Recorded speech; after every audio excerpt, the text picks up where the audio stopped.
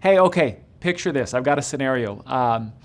You're standing there. It's Saturday morning. You've got your Starbucks in your hand, and you're standing amongst all the other soccer parents watching what's going on over there.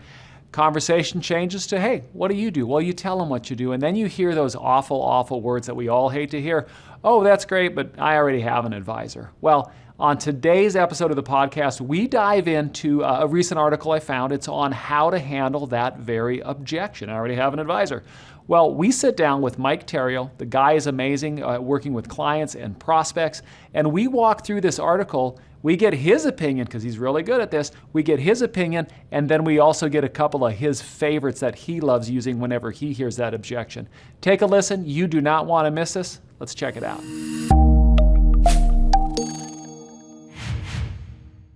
As an advisor, and in fact, in probably any level of the industry, so I work for a marketing company, and we have the same, it's really the same kind of thing. If you're in any kind of sales and you're calling on a prospect, you're going to run into a situation where they say, I got a guy. Sure. And so what we're going to talk about today, we're going to pick Mike's brain because, Mike, you are a man out of Florida with Minnesota roots. We were just talking about that. Didn't get a chance to ask you about Paisley Park. We can talk about Prince. Never have, but, I've seen the movie. It's amazing. That guy put out a lot of music. Yes, he did. A lot of music. But you've got a thriving practice. You actually work with advisors as well. Mm-hmm. So I want to pick your brain on how you handle personally that topic when you're out somewhere. You're out somewhere, social setting, wherever it may be. You're chatting with someone, and they say, "Oh, well, Mike, I already have an advisor." Where do you go? So, depending upon where and when we are at that conversation, that point in the conversation, I realize that the average client sees 6 to 8 different advisors throughout their lifetime. Yeah. Right? So if they're in my office, they're in my office for a reason. Mm-hmm. There's something that's missing. I think most clients that are out there right now have a gut feeling that something's missing if they're not working with someone that looks at things holistically. Mm-hmm. And so what I will actually at that point look at that's the beginning of the negotiation. If you look at books like Never Split the Difference or Start with a No, those type of books, it's getting to the no is where you can start that. I think it's really just their way of trying to deflect and take pressure out themselves because they don't want to really know the reality. So the best way that I think you go about that is to overcome it with questions. Yeah. Great. So you have a great advisor. Tell me a little bit what do you like about him, her. What type of things do you discuss? When's the last time you sat down and discussed your financial situation with your advisor, your lawyer, your accountant, all these different people, look at the obstacles that you're overcoming. And when you start asking those questions, you're able to start creating doubt in their mind and have them realize wedge points. Maybe they're missing what they didn't know they were even missing in the first place. Do you find them looking for second opinions? Because I was just thinking about this while we're talking. Because in the medical world, they always say get a second opinion. Sure. And I'm no spring chicken anymore. And I've had to see the doc a couple times. I actually did not get a second opinion at all. I'm just like, do what you do. But if you came over and you were going to pour some concrete at my house, man, I want 3 or 4 bids before that thing's going in. Sure, it's weird how we work with that. I mean, you can watch people that hire landscapers and they'll fire them because they didn't cut their trees right. Mm-hmm. But you can have a financial advisor that can lose 30% of their wealth in 1 year that took them 40 years to earn, and that financial advisor stays strong with that client, right? Yeah.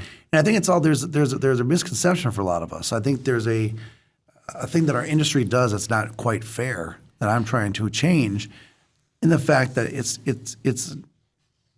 it doesn't have to be a situation where it's okay to lose these type of things towards market volatility or just the different types of risk. And I think that we have focused so much on market that we're not focusing on the other risks that people have. What's the risk of the wife if the husband were to pass away? What's the risk of the husband if the wife were to get dementia? And then we could go on with those forever. That's what makes all client plans custom, right? Is what their particular situation is. But I think that's when you're looking at that, they just don't want to have to face some of those things. These are tough conversations to have, so they don't know what they're missing out on in a lot of different ways. Mainly because they're going with one-dimensional advisors. Yeah. My belief is that there's 3 main risks in the financial world that people don't discuss. Oh, I'm grabbing a pen. I like it. Number 1 is the risk of bad advice. Yeah. Okay. I like that. I think that there's really, really great people in this business, but some of them are not all created equally.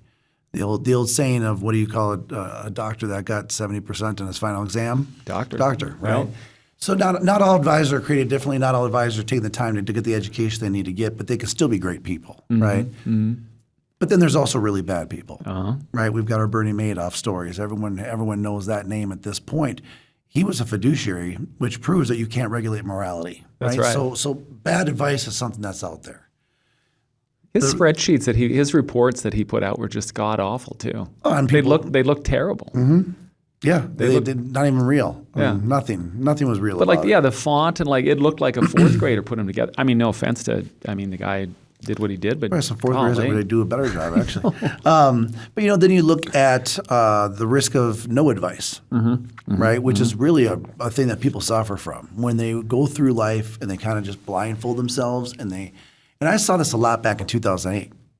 People would come in with their statements still sealed, Dennis. It was crazy. No, scary times. They didn't want to know. They just didn't want to know. They didn't want to face that reality. Which is another deflection of I already have a guy. I already got them. I already have an advisor. They just don't want to know. They don't want to know if they're in good shape or not. They just want to believe. Yeah. Right. And then there's the risk of one-sided advice, and that's when you're being sold versus being consulted. And that's a very dangerous place that our industry has created, where we have this division where everyone's walking around with a solution looking for a problem. Instead of the opposite, where we should be going out there and finding out what the actual problem is and custom tailoring a solution for them. Yeah. So you may have an advisor, but what does that advisor really do? I think that last thing comes down to, I think in society, everyone wants to see, like in social media, if you look at something, everybody wants to see somebody getting dunked on. There's nothing nice. It's like, and if you look at headlines, it's like, Mike Terrio puts Dennis Mattern in his place. Watch the video, and it's like, well, you just told me please don't put your T on the, But it's like everyone wants the big number, the splashy thing, and I feel like when you go to, like you meet someone at a cocktail party and you get in talking about investments, they don't talk to you about I've been getting 5.5% on my safe money for the last 5 years. They're not talking about that. No. They're like, I bought some Bitcoin at the right, people want the flashy, and they need to know that they need the steady Eddie. Yeah, and I saw that back in 2008 again and I looked at that where people actually would be at dinner parties and comparing how much they got beat up in the market. It was like who could lose more, and so. But again, I think that's something our industry has done a really poor job on that we can fix. Yeah, is really educate the people as far as what they should be worried about and what they shouldn't be worried about. It's with all respect, it's like going to the dentist. Yeah. Right? Most of the time, people only go to the dentist when their teeth hurt. Right? That's when they go. Most of the time when they're coming in to see us, there's already a problem. And that's something that we have to figure out what that is. They may not even know. Yeah. And if you do it right, you'll uncover things that they didn't even know was wrong. So how do you know? Let's go back. So how do you know when they say you're standing there, you got a glass of wine in your hand, and you're chit-chatting, and they say, I've already got an advisor. How do you know? Is it experience, or is it body language, or how do you know, particularly you? How do you know whether they're just saying that maybe the same way that you say, like, no, I'm just looking when you're in a store because they don't want to talk about it, or there's an opportunity to get in there a little more? I'll dig in with questions. I mean, I'm going to say that I would, and these are baloney stats, so don't quote me on this, but I would say the upper 90% of people probably do have someone, but I think they also have a misconception of what a financial advisor does or what they're capable of doing. Yeah. So they may feel like they have someone, but the reality of it is they may not know what they're missing out on, and some of them don't want to know. There's usually a dominant person, especially in a couple. There's usually a financially dominant person in that family. Sometimes it's the husband, sometimes it's the wife. What I've found, though, is that oftentimes if it's a man that's the dominant financial person, he doesn't want to show weakness to his spouse because he wants to feel like he's protected her and done those different things. So I really believe a lot of it, the people that we talk about that have these conversations, they're cool with just sitting back and hoping. And hope it's going to be all right. I'll worry about it tomorrow. Yeah. But hope can't be your financial plan. No. Right? It can't be. So but again, I think that if you look at the normal financial plan, and if you ask people, and I ask people this when I'm speaking, what is a financial plan? You're going to get all sorts of different answers. Yeah. Right? You're going to get people that sit back and say, well, it's taking my $200,000 and showing me a static rate of return of 6% over the next 20 years, and that's what I'm going to have. It's not stress testing anything. It's not looking to see what happens if the market doesn't do 6% every single year. It's looking at these things from a holistic aspect, and I don't think that there's enough people that know that this is out there.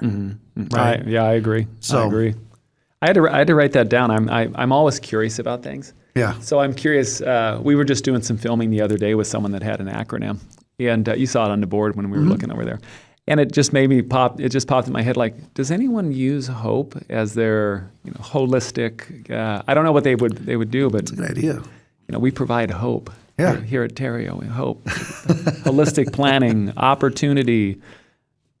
I don't know what the P would be. We'll work on this. We're going to workshop this later. We'll get there. We'll get there, yeah. Okay, so I'm going to rapid fire. I'm going to rapid fire a couple. So the start of this, the genesis of this episode, I was reading an article, and it was, it's a great article, and this advisor was talking about how to handle the dreaded, I already have an advisor. So he has 7 suggestions. I'm going to run them by you, and we won't name the author's name, but it's a great article, and he does great things. Sure. But we're going to judge him. Okay. We're going to get judgy. We're going to get a little judgy. We're going to get a little judgy. Okay. So first time event, or you just got introduced to somebody, and they say, you be the client. You be the prospect. You just say, I already have an advisor. I already have an advisor. Oh, that's great. Well, tell me about your current advisor. Maybe I know him or her.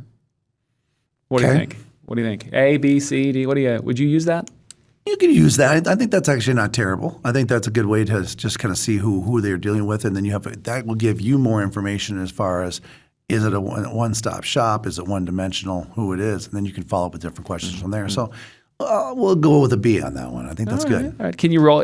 I know it's unethical, like when they say the name, you can't say like, oh my God, what? Yeah. Oh, he got out of jail? I know you can't say that.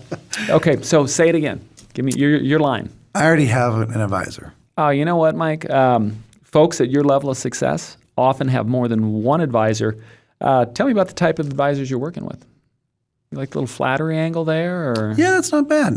That's actually pretty good, because the next question that I'm going to ask after they explain who that is I'm going to say, when's the last time they all sat down together at one table and discussed your goals, your needs, You're your like obstacles? Yeah, I want to know these. I want to know these answers, because what you can start doing is you start creating the ability for them to go, maybe I'm missing something, and maybe a little bit of self-doubt. So I actually like that one quite a bit. Yeah, I'm going to put a star by that one. I don't know why. So I already have an advisor. I like it. Okay, I hit it again. I wasn't in character. I already have an advisor. You know what, Mike? I suppose we wouldn't even be speaking right now if you were 100% satisfied with your current advisor. Do you sense there's maybe a gap in the type of work you've been doing, or are you just sensing the fit isn't quite right? This would probably be a referral. So that one I'm not loving as much. And that's part of, I think, well, it's not even the length, but for me, it's more along the lines of, I don't want to ever put them down. So I had a client that came in one time, Dennis, that her number one fear of meeting with me was that I would make her feel stupid. That was her number one fear. And so if I'm going at that and I'm making them feel like they made a bad relationship decision, now if that person offers that up, and we can have that conversation on it, but I never want to make someone feel that they've made mistakes for 2 different reasons. One is there's nothing we can do about it. Nice. Right? Yep. I mean, the past is the past, and now we have to move on from there. But the great thing is they're here now. And so now we have the opportunity to right some different wrongs. So I don't love that one as much. Yeah, we're crossing that one out. Number 3, you stink. I already have an advisor. Hey, Mike, tell me about your current advisor. First of all, what are they doing super well for you? What keeps you satisfied and loyal? And then it says, and after some discussion, hey, I know no one's perfect, so tell me, any pet peeves? So I would maybe do something where I'd use the same kind of conversation, but I would probably just say, what's one thing you wish was different? What's maybe give me one thing that you feel that there's a gap missing. But overall, that one's not bad. Yeah. Okay, we'll give that a half a smiley face. I'm making my own my own criteria over here. Go. I already have an advisor. Oh, you know what? I'm curious. How often do you speak with them or meet with them? I know that there are many models out there, and I got to tell you, I'm curious how your advisor stays in contact with you. Love that one. I love that one because if you're not talking to your client, someone else is. Mm-hmm. And at this point, with that question, it's me now. And so I do love that one. I feel it's non-threatening.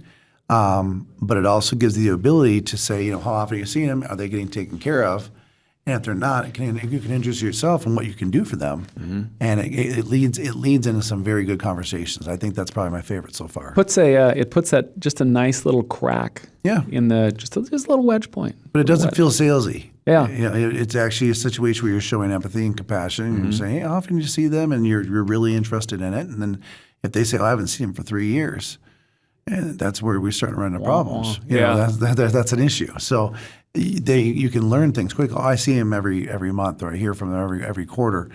That's a different relationship, and you have to approach it in a different way. Totally.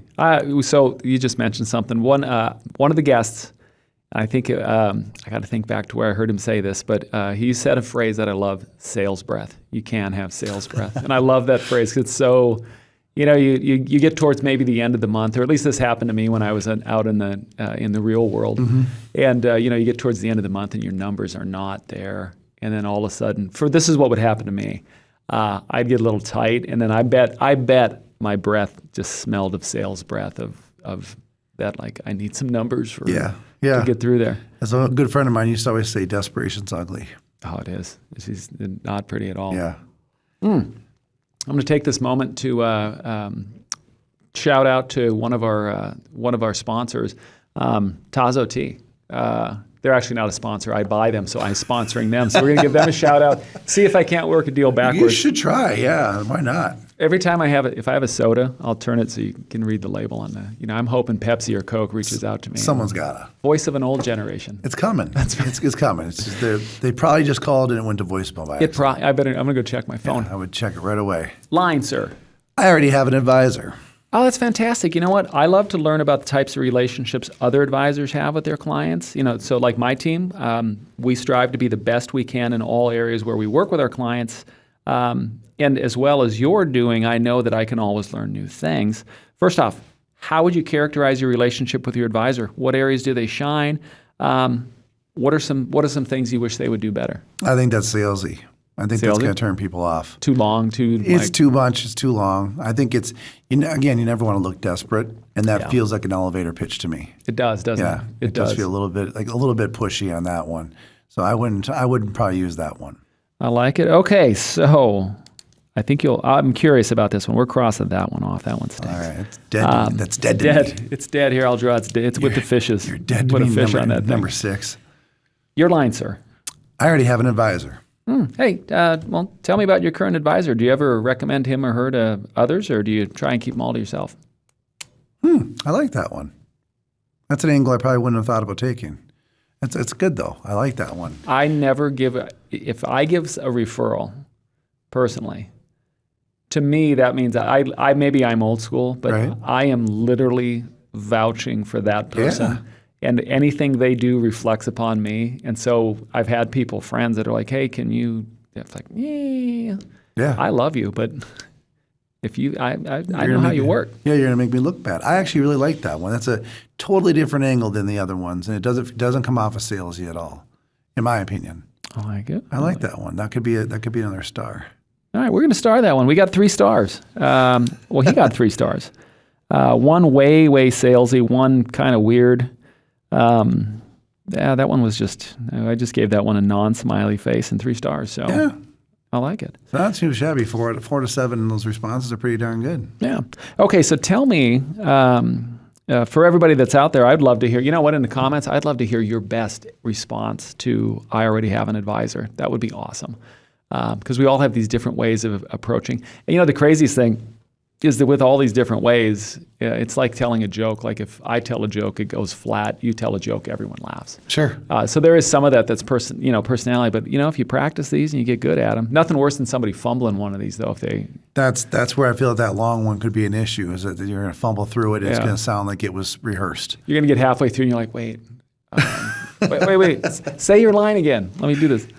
Yeah, but it's a common thing, and I think it's going to be really individualized. You're going to have to pick the individual kind of and feel that out. But I think that it's a great place to start because that's where you can start that negotiation and really find out what's missing. Yeah, I think, and I think with these kind of things.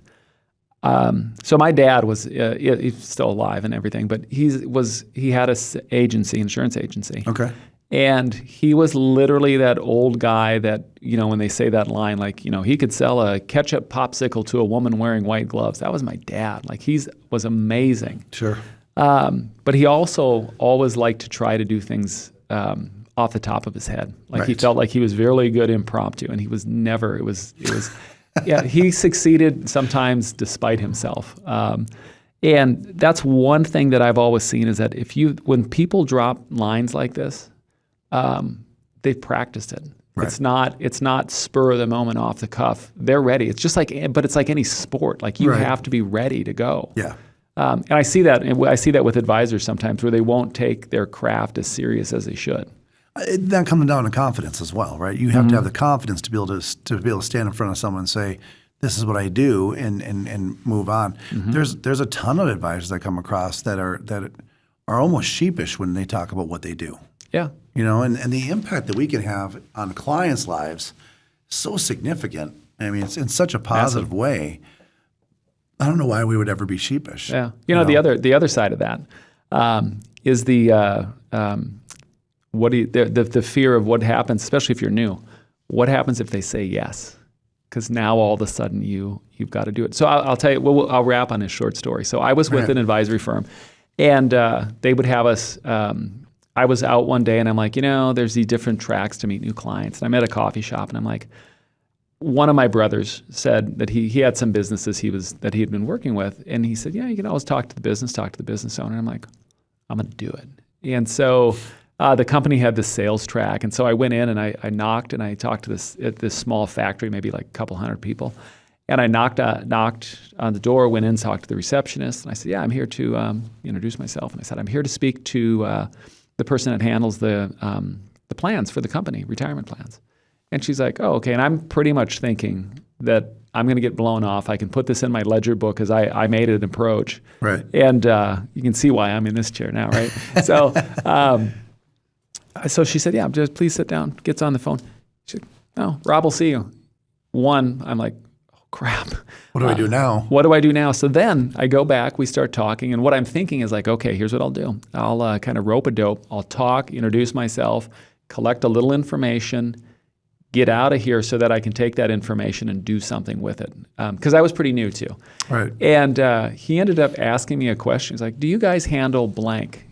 And I, at that moment, because I was scared, I could not tell you what an ESOP stood for. And I remember that. He said, do you guys do ESOPs? And in my mind, my face was like, yeah, actually we do have a platform for that. But in my head, I'm like, ESOP.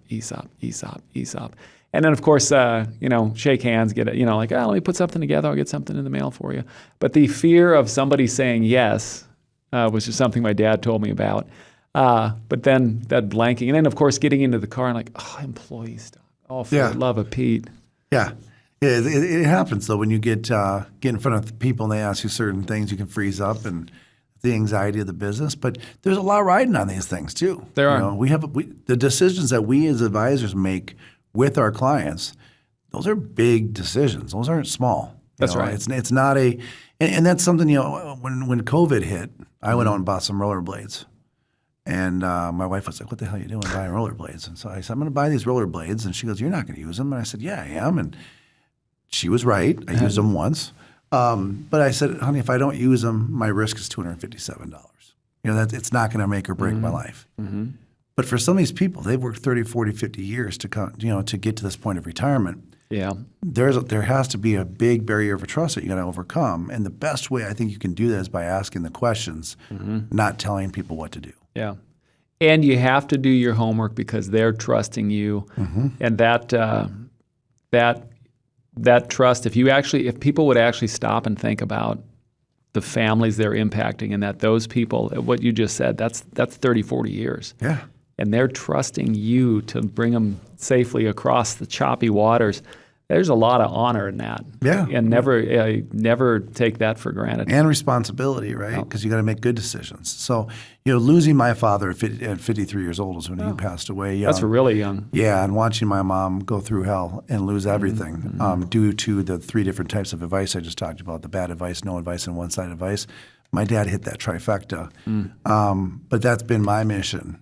And the confidence for me is to go out there and make sure no one ever ends up in a situation like her. That's tough. So with whatever decision I make, I take that in consideration that person's not going to end up like my mother. Yeah. And my father was a great, great guy. No, not a malicious bone in his body. Just got really bad advice. Went through a long time period with no advice and got one-sided advice, right? And so he hit the trifecta on it and ended up having a really negative impact on her life. And that's how this business found me. I had no idea I was ever going to end up here. It's like you're meant for it. Yeah. Right their wrongs. But so that's where your confidence has to come from, though. And you also have to be honest to be able to say, you know what, Dennis, that's a great question. Mm-hmm. Let me do some research on it. There's absolutely nothing wrong with that. That's right. But going out and then just pulling stuff out of your hat and hoping for the best, that's still not a great strategy. Not cool. Yeah. Not cool. All right. Well, with that being said, my friend, one, we're going to have you back on here. Love it. Because one, this is the #1 podcast of Tazo Tea. It's our preferred vendor. But no, it was great having you on here. We'll have you back on. And then for everybody else that's out there, keep working. Practice your craft. Get better at it because you owe it. You literally, not only do you owe it to yourself and your family, but you owe it to all the families you come in contact with. And we have the things that we do. It's like it echoes in generations. Yeah. Like that's crazy. Yeah. Speaking of echoing, though, if you want to echo, I don't know how I'm going to tie that in, Mike, but don't forget to like and subscribe to the podcast. Yes. You're up to date. We let you know what's going on, dropping new episodes. We're out there we're on everybody from Spotify all the way to iHeartRadio. Very cool. Yeah, isn't that kind of neat? So follow us, drop us a comment. I would love to know what you're thinking. I'd also love to know what topics you'd like me to dive into with top advisors like Mike. So, Mike, thank you, sir. Appreciate it, my friend. Thank you so much for having me on. Pleasure. All right.